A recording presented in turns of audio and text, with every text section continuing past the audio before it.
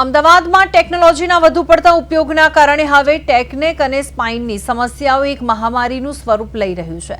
બદલાતી લાઇફસ્ટાઇલ અને લાંબો સમય કોમ્પ્યુટર કે મોબાઈલ સામે ઝૂકીને બેસવાની આદતના કારણે 20 થી 40 વર્ષના યુવાનોમાં કમર અને ગરદનના દુખાવાની ફરિયાદોમાં 40% જેટલો ઉછાળો જોવા મળ્યો છે.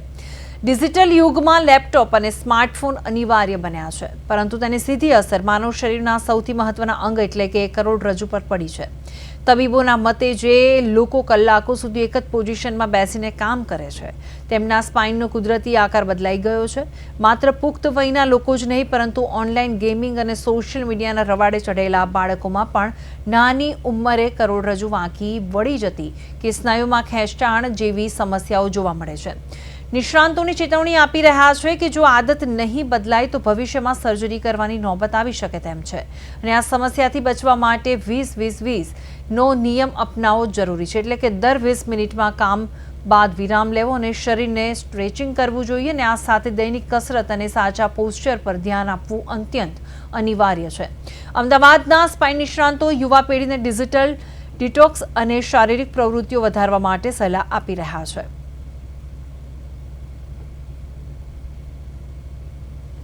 ઉપર એનો ઇફેક્ટ આવે, જેનાથી મણકાને ઉપર લોડ આવે, એટલે લીધે મણકા જે સર્વાઇકલ સ્પોન્ડિલાઇટિસ કહેવાય, બીજી જે તકલીફ કહેવાય, એટલે લીધે નસોનું દબાણ થાય ને ગરદનમાં દુખાવો સતત બન્યો રહે નાના માટે.